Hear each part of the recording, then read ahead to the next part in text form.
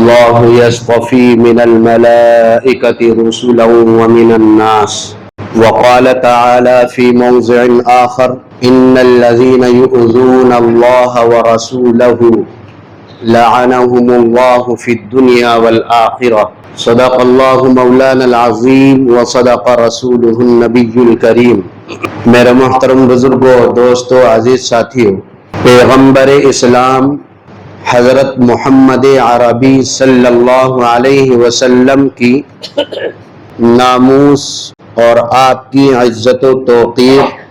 اللہ رب العزت نے اتنی بلند و بالا کی ہے کہ کسی بھی شخص کے اس پر بد زبانی کرنے سے آپ کی شان میں ذرہ برابر کمی نہیں آ سکتی.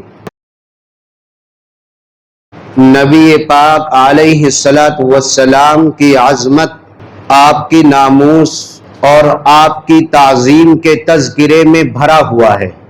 لہذا قرآن کریم کے مطالعے سے یہ بات پتہ چلتی ہے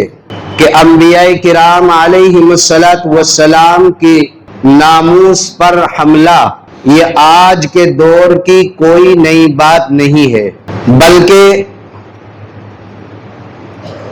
یہ سلسلہ نوح علیہ السلام سے شروع ہوا اور آج کے اس دور تک یہ چلا آ رہا ہے. اسی لیے مسلمانوں کو چاہیے کہ جب کبھی ایسے حالات پیش آئیں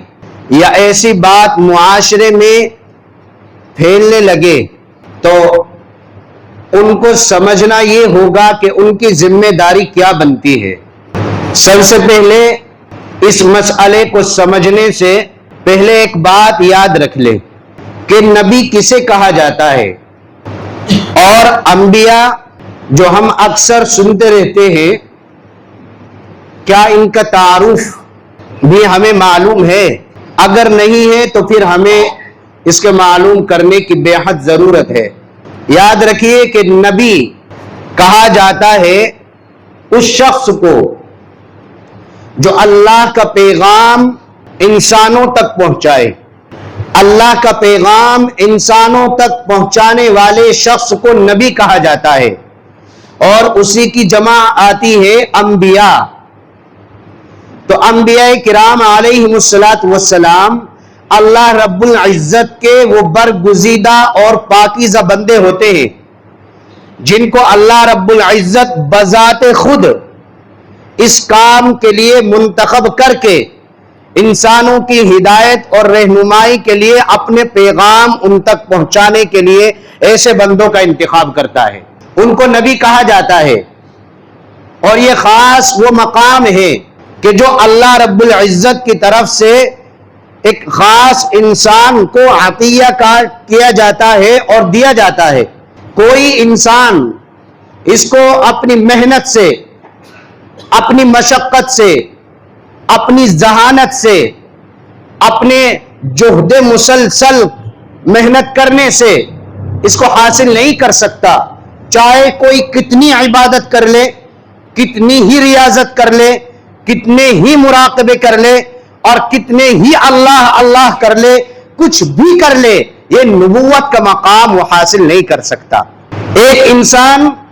نبی کی زیارت کر کے صحابی تو بن سکتا ہے، صحابی کی زیارت کر کے تابعی تو بن سکتا ہے،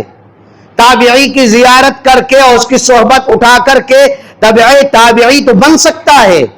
ایک انسان اپنی ذہانت سے حافظ و قاری، عالم و مفتی تو بن سکتا ہے. ایک انسان اپنی ذہانت اور اپنے مائنڈ کو استعمال کر کے ڈاکٹر اور انجینئر تو بن سکتا ہے. اپنی ریاضت و عبادت کر کے ولی اللہ تو بن سکتا ہے، لیکن اگر وہ کچھ نہیں بن سکتا تو وہ نبی نہیں بن سکتا. اس لیے کہ نبی کسی محنت کا نتیجہ نہیں ہے. نبی کہا جاتا ہے اس کو کہ جو اللہ رب العزت خاص طور سے اس کو مقام اور مرتبہ وہ عطا فرماتا. اللہ تعالیٰ قرآن کریم میں ارشاد فرماتا ہے: اللہ یصطفی من الملائکۃ رسلا ومن الناس. اللہ رب العزت فرشتوں میں سے اور انسانوں میں سے اپنے خاص بندوں کو چن لیتا ہے، منتخب کرتا ہے، اور ان کو وہ مقام نبوت سرفراز کر دیتا ہے، ان کو عطا فرماتا ہے. دوسری آیت میں اللہ ارشاد فرماتا ہے ان اللہ اصطفى آدم ونوحا وآل ابراہیم وآل عمران علی العالمین ذریۃ بعضها من بعض. اللہ تعالیٰ نے آدم علیہ السلام کو نبوت عطا فرمائی، نوح علیہ السلام کو نبوت عطا فرمائی، ابراہیم علیہ السلام کو نبوت عطا فرمائی، عیسیٰ علیہ السلام کو نبوت عطا فرمائی، موسیٰ علیہ السلام کو نبوت عطا فرمائی، آل عمران کو نبوت عطا فرمائی. تو جو نبوت عطا کی جاتی ہے یہ اللہ کا خاص عطیہ ہوتا ہے، کسی انسان کی محنت کا نتیجہ نہیں ہو سکتا. تو جب یہ حقیقتاً اللہ کا عطیہ ہوتا ہے اور کوئی آدمی اس کو محنت سے عطا جو حاصل نہیں کر سکتا، تو یہ بھی بات جان لو کہ جس کو اللہ خود اپنی مرضی اپنے اختیار سے یہ نبوت عطا کر دے، اللہ تعالیٰ اس کی تربیت بھی خود فرماتا ہے. نبی کسی کا شاگرد نہیں ہوتا، کسی کا اسٹوڈنٹ وہ نہیں بنتا، کوئی اس کو سکھانے والا نہیں ہوتا، کوئی اس کی تربیت کرنے والا نہیں ہوتا، کوئی اس کی پرورش کرنے والا نہیں ہوتا. نبی وہ ہوتا ہے کہ جس کی اللہ رب العزت خود تربیت کرتا ہے، خود پرورش کرتا ہے، خود اس کو اپنی نگرانی میں رکھ کر کے پروان چڑھاتا ہے، اس کو علم و معرفت سے اس کو نوازتا ہے، وہ نبی ہوتا ہے. اللہ کے نبی علیہ السلام ایک حدیث میں ارشاد فرماتے ہیں ادبنی ربی فاحسن تادیبی، کہ میرے رب نے ہی مجھے ادب سکھایا ہے. اور کتنا اچھا ادب سکھایا ہے، اتنا اچھا ادب سکھایا ہے کہ جس دن سے نبی نے اس سرزمین پر قدم رکھا ہے انسانیت کو زندہ کر دیا اور محسن انسانیت کہلائے. لہذا جب اللہ رب العزت اتنا بلند مقام عطا فرما دے تو یہ لازمی بات ہے کہ دنیا میں پھر اس کے متعلق حاسدین تو پیدا ہوں گے نا، بغض کرنے والے تو پیدا ہوں گے نا،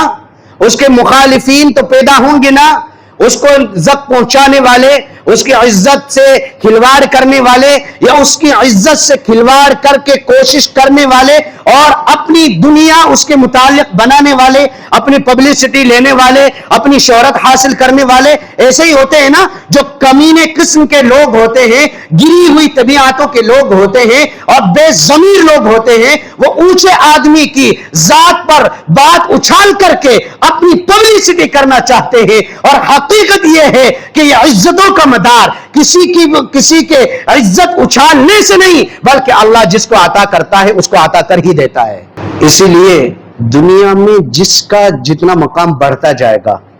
اس کے حاسدین اتنے ہی بڑھتے جائیں گے. آپ اندازہ لگا لو، آپ اگر ایک محلے کی حد تک مشہور ہو تو محلے کی حد تک آپ کے دشمن ہوں گے،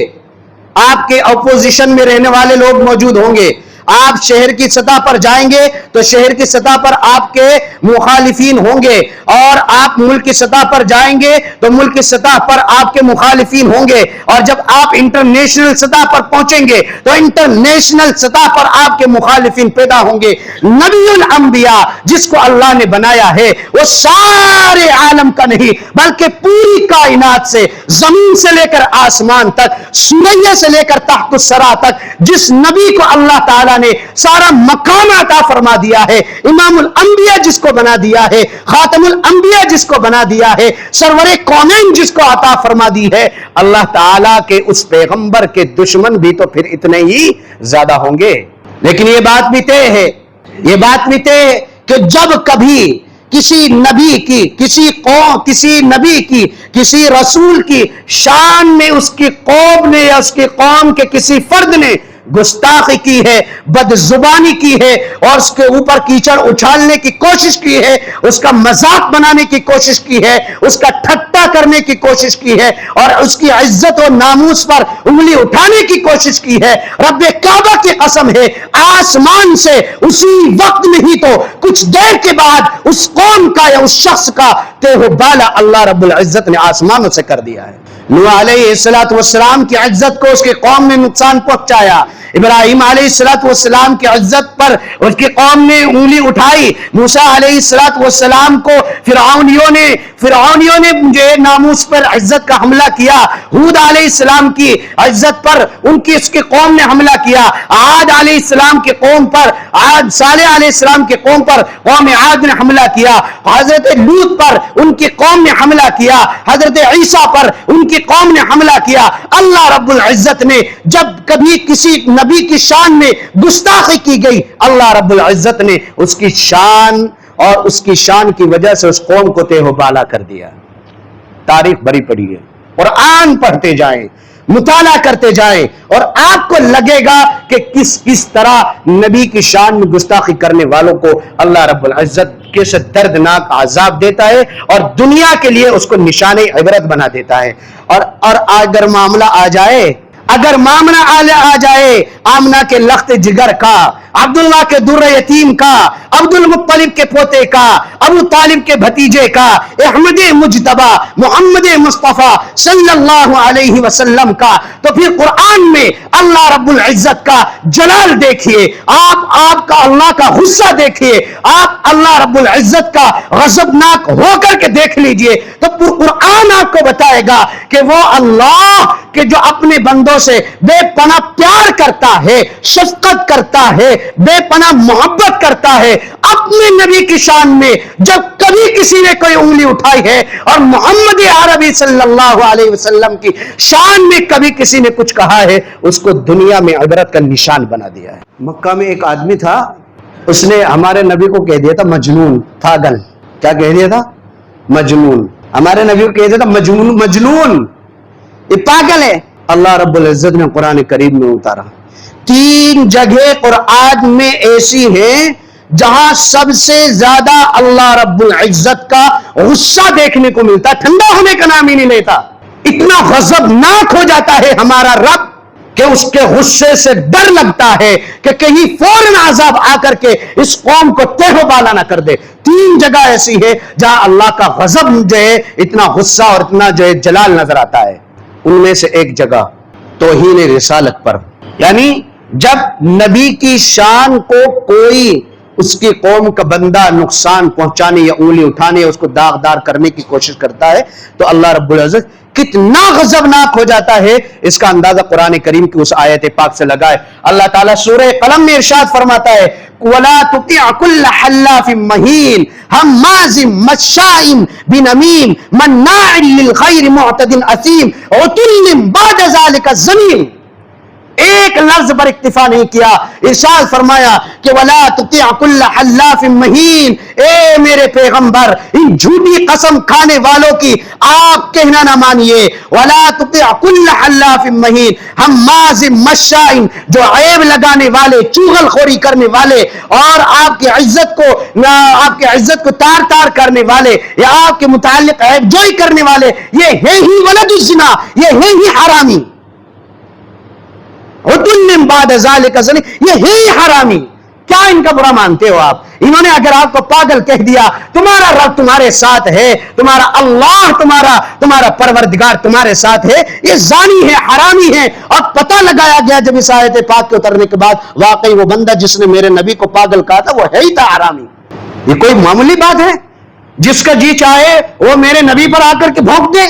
جس کا جی چاہے میرے نبی کے آ کر کے دامن پر جو ہے وہ کیچڑ اچھال دے، جس کا جی چاہے وہ میرے نبی کا مذاق اڑا دے، وہ ٹھٹا اڑا دے۔ رب کعبہ کے قسم ایک بات مسلمانوں کال کھول کر سن لو، یہ بات قرآن و حدیث کی روح سے قرآن میں بھری پڑی ہے کہ اللہ رب العزت اپنی شان میں گستاخی برداشت کر لیتا ہے، اپنی شان میں گستاخی برداشت کر لیتا ہے۔ اللہ کو کوئی نہیں مانتا، اللہ ہلاک نہیں کرتا۔ اللہ کو کوئی برا بھلا کہتا ہے، اللہ ہلاک نہیں کرتا۔ اللہ کے ساتھ شرک کر لیتا ہے، اللہ ہلاک نہیں کرتا۔ لیکن جب کبھی کسی نے اس کے نبی کی شان میں گستاخی کی ہے، تاریخ بھری پڑی ہے 1400 سال سے لے کر کے آج تک کی، جب کبھی کسی نے اس کے نبی کی شان میں گستاخی کی ہے اللہ نے اس کو چھوڑا نہیں، اس کو انجام تک پہنچا۔ جو اللہ اپنے نبی کے سامنے اونچی آواز برداشت نہ کرے اور یہ کہہ دے لا تقدموا بین یدی اللہ، جو نبی اپنے روزے کے سامنے اپنے نبی کی شان میں بلند آواز کو برداشت نہ کرے اور کہہ دے لا ترفعوا اصواتکم وہ نبی اپنے نبی کی شان پر اٹھنے والی بد زبانی، بدتمیزی اور بدباقی کو برداشت کر لے گا؟ ہرگز نہیں۔ تو لہٰذا جو لوگ یہ کر رہے ہیں وہ ان آیات پاک کے ضمن میں اللہ نے ارشاد فرما دیا کہ ان الذین یؤذون اللہ ورسولہ لعنهم اللہ فی الدنیا والآخرہ، جو اللہ اور اس کے رسول کو ان کی شان میں گستاخی کر کے ایذا اور تکلیف دیتے ہیں، لعنهم اللہ، اللہ تعالیٰ ان پر لعنت فرما دیتا ہے، ملعون ہے وہ شخص جو میرے نبی کی شان میں گستاخی کرتا ہے۔ تو وہ تو ہے ہی جو کچھ کر رہے ہیں۔ اب مسلمانوں کی ذمہ داری یہ بنتی ہے کہ ایسے حالات جب پیش آ جائیں تو سب سے پہلی بات یہ ہوتی ہے کہ وہ تو ایک صبر تحمل کا مظاہرہ کریں۔ قانونی دائرے میں رہتے ہوئے ہم جمہوری ملک میں رہتے ہیں، جتنی بھی کوششیں اپنے نبی کی ناموس کے لیے، اس کی دفاع کے لیے جتنی کوششیں ہو سکتی ہیں، چاہے وہ احتجاجی طور پر جو چل کر کے ہوں، وہ تحریراً ہوں، وہ تقریراً ہوں، کیسے بھی ہوں، اپنے نبی کی شان کی اور اس کے ناموس کی، اس کی عزت کی حفاظت کرنے کے لیے وہ لائے عمل قانون کے دائرے میں وہ کرنے چاہیے۔ ایک تو یہ کام کرنا چاہیے۔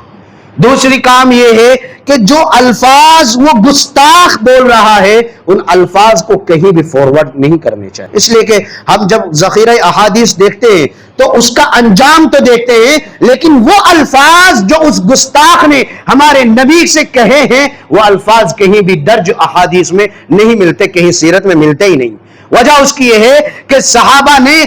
نبی کی عزت کو اپنی عزت سے بھی بڑھ کر کے مانا، اور ہے اگر کوئی ایسا نہیں مانتا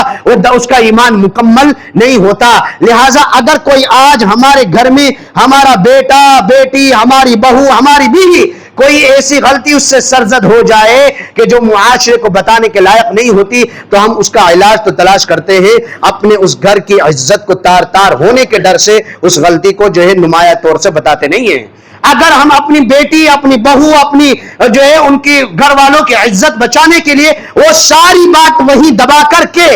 اور اس کا لائے عمل تلاش کرتے ہیں، تو پھر ضروری یہ بھی ہے کہ اپنے نبی کی عزت کو بچانے کے لیے ان الفاظ کو وہی دبا کر کے اس پر لائے عمل تیار کریں کہ کس طریقے سے اس پر قدغن لگایا جا سکتا ہے، روکا جا سکتا ہے، اس کی کوشش کریں۔ اور تیسری بات بھائی، یہ جو واقعات پیش آتے ہیں نا، اس میں کہیں نہ کہیں ہماری غلطی ہے۔ ہماری غلطی یہ ہے کہ ہم نے سیرت کو، آپ علیہ السلام کے کردار کو صرف الفاظ میں رکھا ہے۔ میرے نبی کی یہ سنت، میرے نبی کا یہ طریقہ، میرے نبی کا یہ کہنا، میرے نبی کا یہ فرمان، یہ سارے ہم نے الفاظوں میں پیرو رکھے ہیں اور ان کو ایک طاق میں بند کر کے رکھ دیا ہے۔ کردار میں کوئی مسلمان صورت محمدی علیہ السلام جیسا نظر نہیں آتا۔ سب سے بڑی بات یہ ہے کہ کسی کو اگر میرے نبی کے کردار پر انگلی اٹھانے کا موقع ملتا ہے تو دلیل ہے اس بات کی کہ میرے نبی کا کردار اس تک نہیں پہنچا۔ اگر میرے نبی کی سیرت، میرے نبی کا کردار، گفتار اس تک پہنچ جائے، حلیہ اس تک پہنچ جائے، رب کعبہ کی قسم ہے کوئی انسان